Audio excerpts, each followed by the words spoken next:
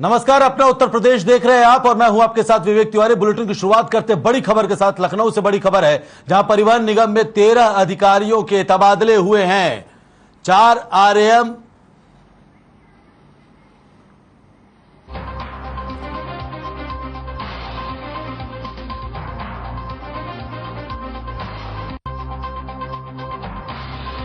बड़ी और अहम जानकारी आप तक पहुंचा रहे हैं। निगम में 13 अधिकारियों के तबादले हुए। 4 आरएम, 4 एआरएम और आरएम मनोज कुमार को भी जो है नियुक्त किया गया। आरएम अशोक कुमार चित्रकूट धाम के बनाए गए हैं और मुकेश कुमार जो हैं उनको भी पदभार दिया गया है। तो लखनऊ परिवहन निगम में 13 अधिकारियों के तबादले किए गए हैं। 4 आरएम, 4 आरएम, 5 और एसएम के तबादले किए गए हैं। आरएम अशोक कुमार चित्रकूट धाम से आगरा भेजे गए हैं। मुकेश कुमार चंदौली से उनका भी ट्रांसफर किया गया है। तो 5 एसएम के भी तबादले किए गए हैं। एसएम केपी सिंह चित्रकूट धाम से मुख्यालय भेजे गए हैं। एसएम राहुल चौधरी सहारनपुर और मुकेश कुमार चंदौली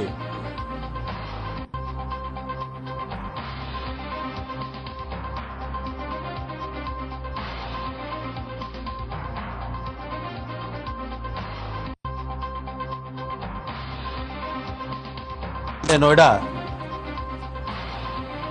तो परिवहन निगम में 13 अधिकारियों के तबादले किए गए हैं। 4 आरएम, 4 एआरएम, 5 एसएम के तबादले हुए हैं।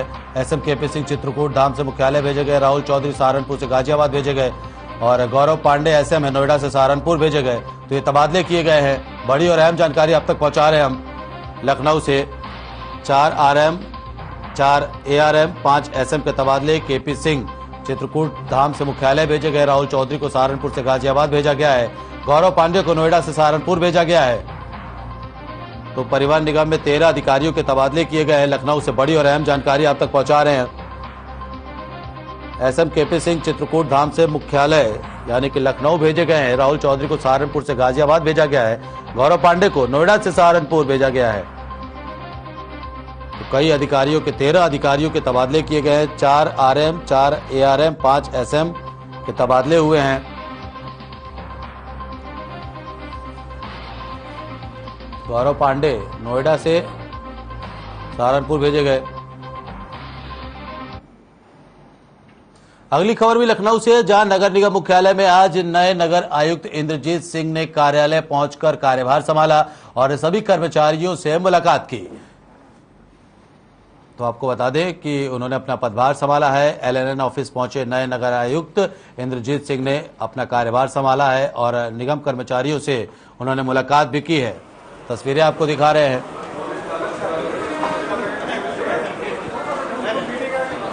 नए नगर आयुक्त ने अपना पदभार संभाला है। इंद्रजीत सिंह ने अपना कार्यभार संभाला और इस दौरान उन्होंने निगम कर्मचारियों से मुलाकात भी की है।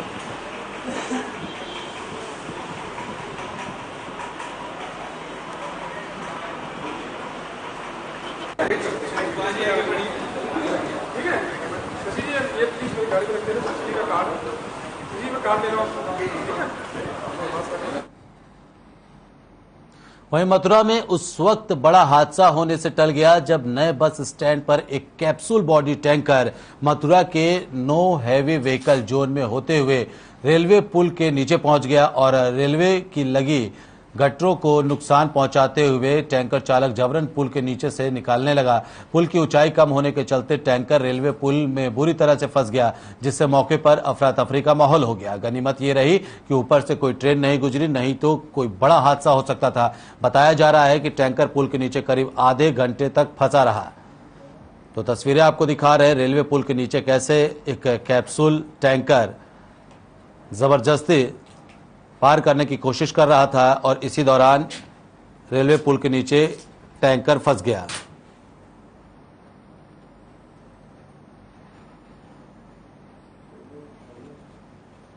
तो लापरवाही की हद देखने को मिली है।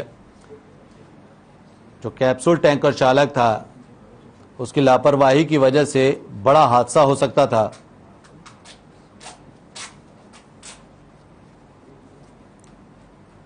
और सबसे बड़ी बात यह है कि नो हैवी व्हीकल जो जोन होते हैं उसमें ये कैप्सूल टैंकर घुसा हुआ था और रेलवे पुल के नीचे से पार करने की कोशिश कर रहा था। इसी दौरान टैंकर पुल के नीचे फंस गया और आधे घंटे से ज्यादा समय तक टैंकर पुल के नीचे फंसा रहा। गनीमत यही रही कि इस दौरान ऊपर से कोई ट्रेन नहीं गुजरी, नहीं तो कोई बड़ा हादसा हो सकता था।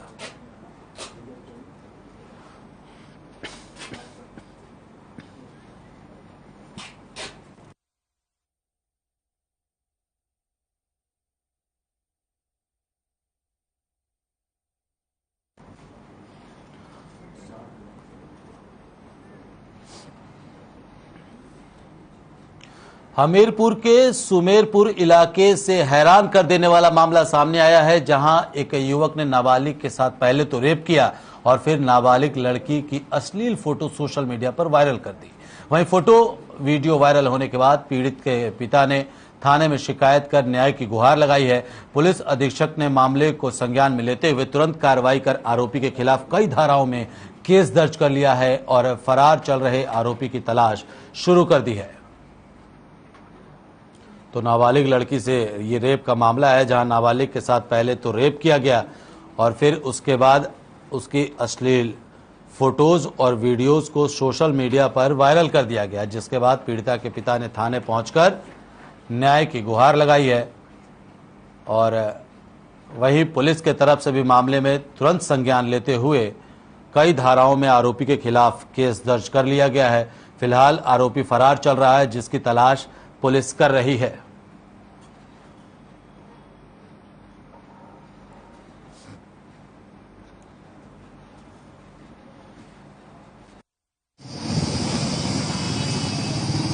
ये एक वादी है राम मिलन प्रजापति, निवासी सिमरौली थाना सुमेरपुर। उनके द्वारा तहरीर दी गई कि उनकी पुत्री के साथ उसी गांव के रणधीर और के द्वारा कुछ अश्लील हरकतें की गई और उसकी फोटो भी वायरल की गई। इस संबंध में प्राप्त तहरीर के आधार पर थाना सुमेरपुर में 376 एवं अन्य गंभीर धाराओं का मुकदमा पंजीकृत कर लिया गया।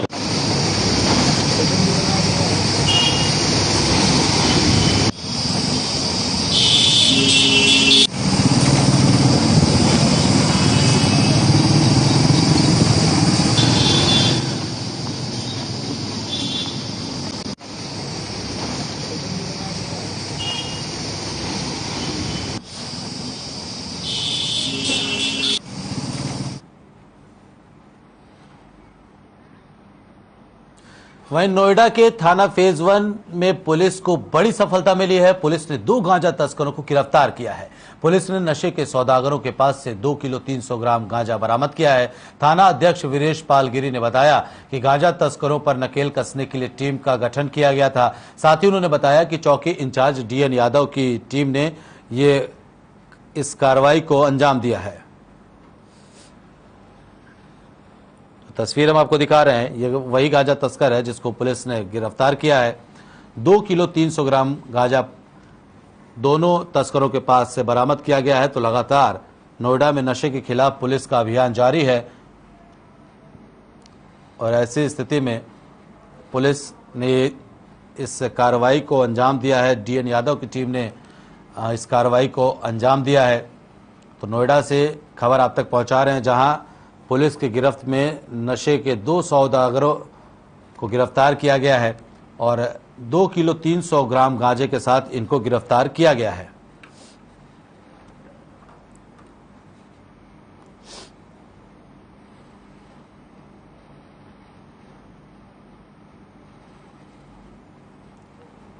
तो पुलिस को बड़ी सफलता मिली है। नोएडा फेज 1 थाने का ये पूरा मामला है, जहां पुलिस ने 2 किलो 300 ग्राम गांजे के साथ में 2 गांजा तस्करों को गिरफ्तार किया है। इनके पास से 2 किलो 300 ग्राम गांजा बरामद किया गया है और लगातार जो है नोएडा पुलिस लगातार नोएडा पुलिस जो है कार्रवाई कर रही है नशे के खिलाफ। और इसी खबर पर ज्यादा जानकारी के साथ हमारे साथ फोन लाइन पर संवाददाता कंचन भारद्वाज जुड़ गए हैं। कंचन, क्या है पूरा मामला, कहां से गिरफ्तारी की गई और क्या अपडेट है पूरे मामले में? देखिए विवेक, नोएडा की थाना फेज 1 पुलिस ने 2 गांजा तस्करों को गिरफ्तार किया है। इनके कब्जे से 2 किलो 300 ग्राम गांजा बरामद किया है। और मैं विवेक बता दूं कि ये जो कार्रवाई है डीएन यादव चौकी इंचार्ज है उनकी टीम ने द्वारा की गई है। और साथ ही ये काफी दिनों से ये गांजा तस्करी का काम करते थे, नोएडा में गांजा सप्लाई करते थे। साथ ही इन्होंने कुछ ऐसे ठेके भी बना रखे थे जहां पर गांजा बेचते थे। ठीक है कंचन, तो पुलिस को इस बात की भनक कैसे लगी, आखिरकार कैसे कार्रवाई को अंजाम दिया गया और कहां से गिरफ्तारी की गई है?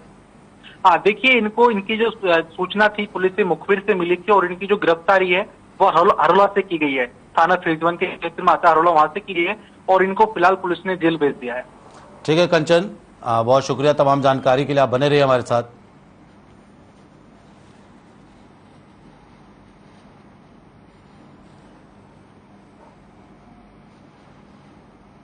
वहीं ग्रेटर नोएडा में पुलिस को बड़ी सफलता हाथ लगी है। ईस्टर्न पेरिफेरल एक्सप्रेसवे पर पुलिस और बदमाशों के बीच मुठभेड़ हुई है। इस मुठभेड़ में पुलिस ने 5 बदमाशों को गिरफ्तार किया है और कामयाबी हासिल की है। बताया जा रहा है कि मुठभेड़ के दौरान 5 बदमाशों में से 2 बदमाशों के पैर में गोली भी लगी है, जबकि 3 बदमाशों को पुलिस ने गिरफ्तार किया। तो कुल 5 बदमाशों को गिरफ्तार किया गया। तस्वीरें आपको दिखा रहे ग्रेटर नोएडा की, जहां मुठभेड़ के बाद बदमाशों के पैर में गोली लगी और इन्हें पुलिस ने फिर अस्पताल में भी भर्ती कराया। तो वो कार भी आपको दिखा रहे हैं जिस कार में ये 5 बदमाश सवार होकर के जा रहे थे और बिना नंबर प्लेट की ये कार है और पुलिस ने इस बड़ी कार्रवाई को अंजाम दिया है। तो ईस्टर्न पेरिफेरल एक्सप्रेसवे पर यह मुठभेड़ हुई, जहां पुलिस ने 5 बदमाशों को गिरफ्तार किया है और इस मुठभेड़ के दौरान 2 बदमाशों के पैर में गोली लगी।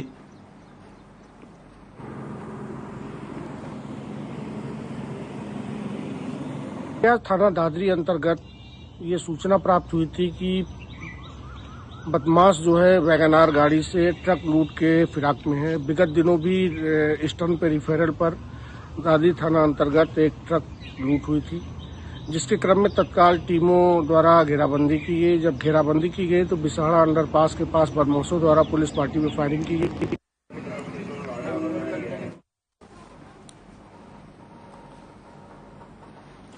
और इसी खबर पर ज्यादा जानकारी के साथ हमारे संवाददाता कंचन भारद्वाज फोन लाइन पर जुड़ गए हैं। कंचन, क्या पूरा अपडेट है, किस तरह से पुलिस ने इस कार्रवाई को अंजाम दिया और ये बदमाश कौन है, किन मामलों में संलिप्त हैं? देखिए विवेक, दादरी पुलिस ने विशाला कट के पास में पुलिस और बदमाशों के बीच मुठभेड़ हुई थी और इस मुठभेड़ में 2 बदमाशों के पैर में गोली लग गई और 3 बदमाशों को सकुशल बरामद किया है। और मैं विवेक बता दूं कि इन पे कई ऐसे आपराधिक मामले दर्ज हैं जिससे कि वंचित चल रहे थे और इन पे इन्होंने पुलिस पर फायरिंग की थी। आत्मरक्षा के कारण पुलिस की तरफ चलाई गई गोली थी और उसमें 2 बदमाशों के पैरों में गोली लग गई। विवेक, ये कौन कौन से बदमाश हैं, इनके नाम सामने आए हैं पुलिस की तरफ से? देखिए, पुलिस ने अभी नामों का खुलासा नहीं किया है। साथ ही पुलिस ने, जब हमने डीसीपी विशाल पांडे से बात की तो उनका साफ तौर पर यही कहना था कि ये जो 5 आरोपी हैं ये कई धाराओं में इन पे मामला दर्ज है। नोएडा के में भी काफी तरह इन पे धारा दर्ज है और साथ ही दादरी और इनको ना इनकी जो भनक थी वो मुखबिर के हिसाब से मिली थी और वहीं से इनको कॉम्बिंग के दौरान इनकी मुठभेड़ हुई। कंचन, कितने लंबे समय से पुलिस को इनकी तलाश थी, कब से पुलिस इन बदमाशों पर निगाह जमाए बैठी थी और अब जाकर के पुलिस ने इस कार्रवाई को अंजाम दिया है? देखिए विवेक, काफी समय से ये जो गैंग है नोएडा दिल्ली एनसीआर में काफी दिनों से सक्रिय चल रहा था। और अगर मैं इनके जो 3 बदमाश हैं, अरमान, अब्बास है और सोनू, ये ना मौके से फरार हो गए थे, जबकि कॉम्बिंग के दौरान पुलिस ने गिरफ्तार कर लिया है। विवेक, ठीक है, बहुत शुक्रिया कंचन, आप बने रहिए हमारे साथ। और जिस तरह से पुलिस ने इस कार्रवाई को अंजाम दिया है, अपने आप में पुलिस के लिए बड़ी सफलता है। वहीं अवैध तरीके से भारत में रहने वाले चीन के नागरिकों के 4 मददगारों को नोएडा पुलिस ने गिरफ्तार किया, उनके खिलाफ कार्रवाई की है। नोएडा पुलिस ने इस मामले में 4 लोगों को गिरफ्तार किया है। वहीं पुलिस ने पूरे मामले के मास्टरमाइंड बताए जा रहे रवि नटवरलाल और उसके साथी पुष्पेंद्र को दिल्ली के गौतम नगर से गिरफ्तार किया है। वहीं इस मामले में हल्का इंचार्ज दरोगा दीपक, सिपाही प्रमोद और मोहित को लाइन हाजिर भी कर दिया गया है। देश की सुरक्षा से जुड़े इस मामले की जांच यूपी एसटीएफ को अब सौंप दी गई है। और ज्यादा जानकारी के साथ कंचन भारद्वाज लगातार हमारे साथ बने हुए हैं। कंचन, क्या पूरा अपडेट है, किस तरह से मदद पहुंचाई जा रही थी चीनी नागरिकों को और किस तरह से इस नेक्सस का पुलिस ने भंडाफोड़ किया है?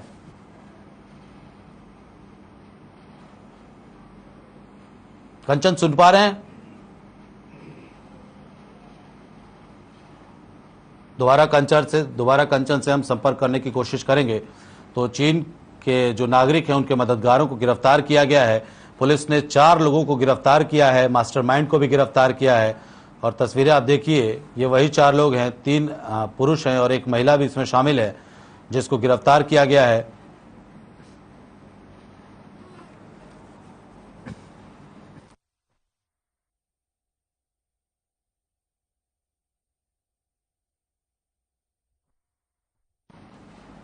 वहीं हमीरपुर जिले की मौदहा में लोगों ने पीने के पानी की समस्या को लेकर के प्रदर्शन किया है। पेयजल समस्या को लेकर प्रदर्शन कर रहे लोगों का कहना है कि जब तक समस्या का समाधान नहीं होता तब तक ये लोग अनशन जारी रखेंगे। साथ ही इनका कहना है कि नलकूप लगाने के लिए तकरीबन 2 करोड़ रुपए का बजट पास हुआ था, जिसमें से केवल 2 नलकूप ही लगवाए गए हैं। पानी की समस्या झेल रहे लोगों ने उप जिला अधिकारी को पिछले महीने ही ज्ञापन सौंपा था, लेकिन कार्रवाई नहीं होने पर ये लोग मजबूरन अब प्रदर्शन कर रहे हैं। तो पीने की पानी की समस्या को लेकर के लोग अनशन पर बैठ गए। हमीरपुर की एक खबर है जहां पेयजल संकट को लेकर के लोगों का प्रदर्शन जारी है और यह भी कहना है कि नलकूप लगाने के लिए अलग अलग इलाकों में 2 करोड़ रुपए के बजट को पास किया गया था, जबकि इन 2 करोड़ रुपयों से सिर्फ 2 ही नलकूप लगवाए गए हैं, जिससे पानी का संकट जो है और गहराया हुआ है। तो हमीरपुर में पानी की समस्या लोगों के लिए आफत बनी हुई है। लोगों ने जल संस्थान का घेराव किया और अनशन पर बैठ गए हैं और साफ तौर पर कहना है कि अब जब तक इस समस्या का समाधान नहीं हो जाता तब तक अनशन जारी रखा जाएगा।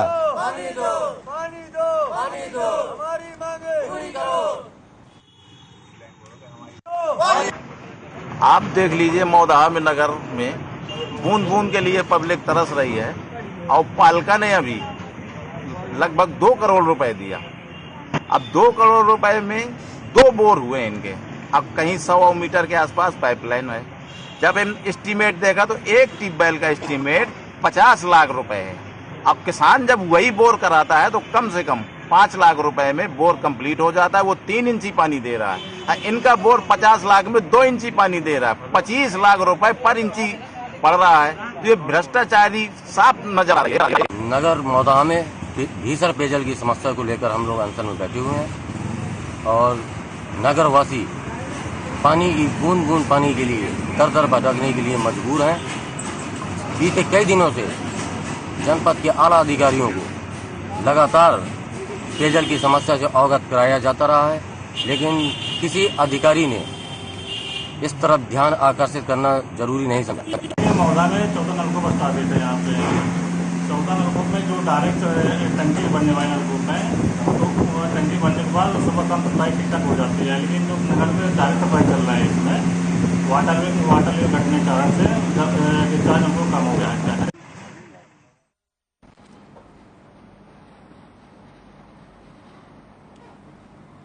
तो वहीं लखनऊ में हर खबर की खबर का बहुत बड़ा असर देखने को मिला है। बता दें कि कुछ वक्त पहले ही हमने स्टंटबाजों के खिलाफ एक खबर दिखाई थी, जिसके बाद पुलिस ने रूमी गेट पर चेकिंग अभियान चलाया और कई स्टंटबाजों को गिरफ्तार कर लिया है। पुलिस ने कई गाड़ियों का चालान किया, साथ ही कई गाड़ियों को सीज भी कर दिया है। तो हर खबर की खबर का बहुत बड़ा असर देखने को मिला है। लगातार लखनऊ की सड़कों पर कुछ स्टंटबाज करतब करते हुए नजर आते थे, स्टंट करते हुए नजर आते थे, जिससे आम लोगों की जान पर खतरा बना रहता था। अब ऐसी स्थिति में पुलिस ने चेकिंग अभियान चलाया और स्टंटबाजों को गिरफ्तार किया है। तो स्टंटबाजी पर खाकी का हंटर चला है।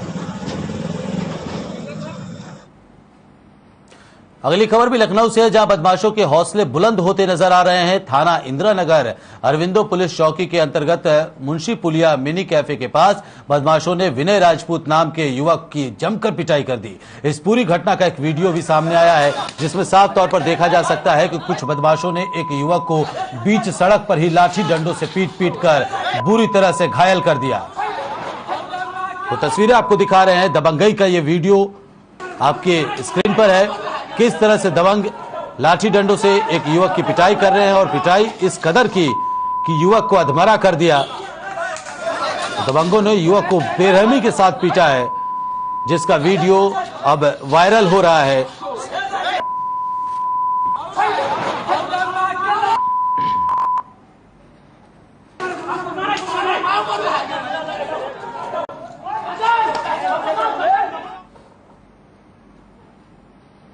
इसी बीच लखनऊ से बड़ी खबर है, जहां बॉलीवुड डायरेक्टर राम गोपाल वर्मा पर केस दर्ज किया गया है। विवादित ट्वीट पर यह मुकदमा दर्ज किया गया है। आईटी एक्ट सहित कई धाराओं में मुकदमा दर्ज है। मनोज सिंह ने केस दर्ज करवाया है। हजरतगंज कोतवाली में यह मुकदमा दर्ज किया गया है। तो बॉलीवुड डायरेक्टर के खिलाफ केस दर्ज किया गया है। विवादित ट्वीट का यह पूरा मामला है। बॉलीवुड डायरेक्टर राम गोपाल वर्मा पर मुकदमा दर्ज किया गया। विवादित ट्वीट पर यह केस दर्ज किया गया। आईटी एक्ट सहित कई धाराओं में मुकदमा दर्ज किया गया है। मनोज सिंह नाम के शख्स ने यह केस दर्ज करवाया है। तो बॉलीवुड डायरेक्टर राम गोपाल वर्मा, बड़े डायरेक्टर हैं राम गोपाल वर्मा, और उनके ही एक विवादित ट्वीट के खिलाफ एफआईआर दर्ज की गई है, केस दर्ज कराया गया है। मनोज सिंह नाम के शख्स ने यह मुकदमा दर्ज करवाया है और हजरतगंज कोतवाली में यह मुकदमा दर्ज करवाया गया है। बड़ी और अहम जानकारी आप तक हम पहुंचा रहे हैं लखनऊ से, जहां विवादित ट्वीट के मामले में बॉलीवुड डायरेक्टर राम गोपाल वर्मा के खिलाफ मनोज सिंह ने एफआईआर दर्ज कराई है, केस दर्ज कराया है। आईटी एक्ट सहित कई धाराओं में यह केस दर्ज किया गया है। विवादित ट्वीट का यह पूरा मामला है, जिसके खिलाफ मनोज सिंह नाम के शख्स ने बॉलीवुड डायरेक्टर राम गोपाल वर्मा के खिलाफ केस दर्ज कराया है।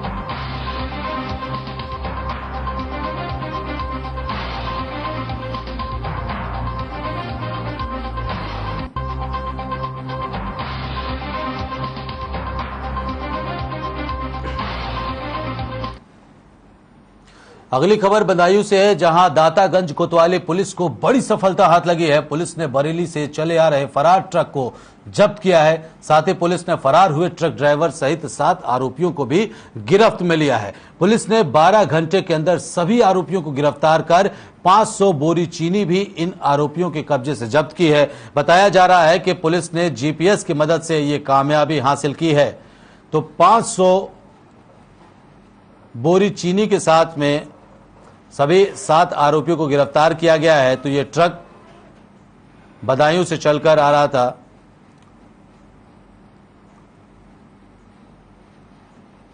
तो 500 बोरी चीनी भी बरामद की गई है।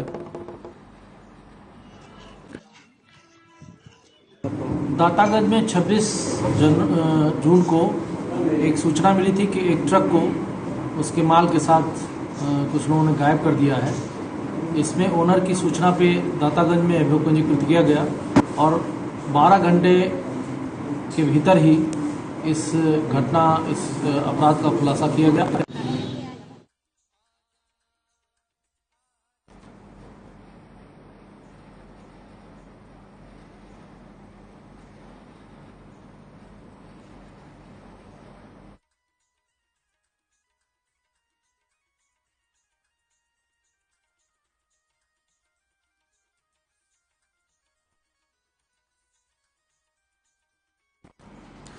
खबर कासगंज से है, जहां पर ग्रामीण पत्रकार एसोसिएशन ने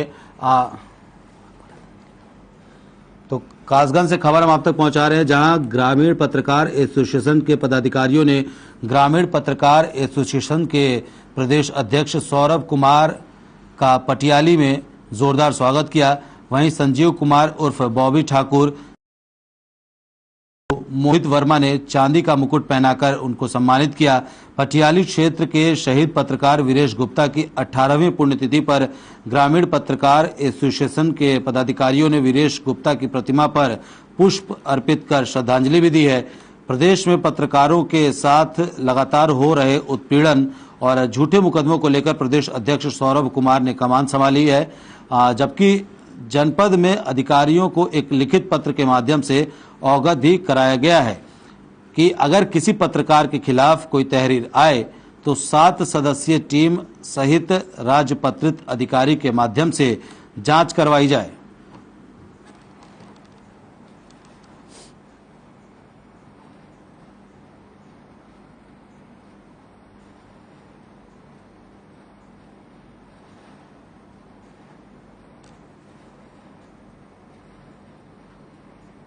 के अवसर पर पटियाली में विचार गोष्ठी का आयोजन किया गया। सभी जानने वाले जानते हैं कि जब हमारे किसी मित्र का उत्पीड़न होता है तो हम किस प्रकार लड़ाई लड़ते हैं। आज तक उत्पीड़न के किसी लड़ाई में हमने हारा नहीं, बशर्ते कि वास्तव में उत्पीड़न हो, उत्पीड़न के दायरे में आता हो मामला। और उन्हें आवाज दे दे कि भाई कांग्रेस प्रदेशी और राहुल सत्तारी हमारे बीच। तो फिलहाल अपना उत्तर प्रदेश में रुक रहे छोटे से ब्रेक के लिए खबरों का सिलसिला लगातार जारी रहेगा।